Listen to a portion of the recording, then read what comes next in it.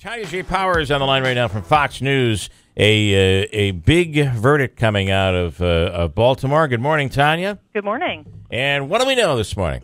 Well, we know that this is the fourth of six officers that are charged in Freddie Gray's death. The fourth of six to be put on trial, and the fourth to have either a hung jury or a not guilty verdict. There have been three of them so far that have opted for bench trials, where just the judge is the only one that decides the innocence or guilt. Yeah. This is the third one of those. Same judge in all three, acquittals in all three. The other officer that did opt for a jury trial had a hung jury. That one will be retried in September. It seems we saw something here with a trial where the option was to go without a jury, and it really served. It probably was the best scenario because the judge is going to look at things based on the letter of the law, not by emotion. I'm assuming that's what they were looking at here. I would imagine.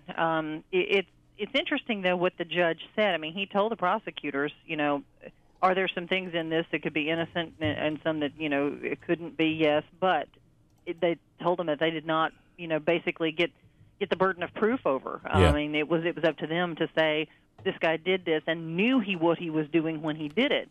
At issue was a directive memo, whatever you want to call it, that had been given to officers before this all happened, and it had basically said, it left it the way it was interpreted. It could be left up to the officer's discretion as to whether to buckle them in, how to transport them.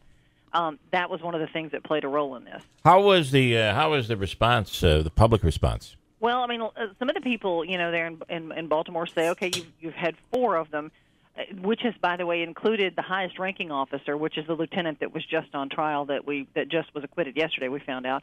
And then there's also the one that has already been acquitted who faced the most serious of the charges. And a lot of people feel like, well, if you can't get those two, right. If you can't prove that those two did something, malicious, wrong, whatever you want to call it, then, how are you going to get the lesser charges? Should we even bother with the other two?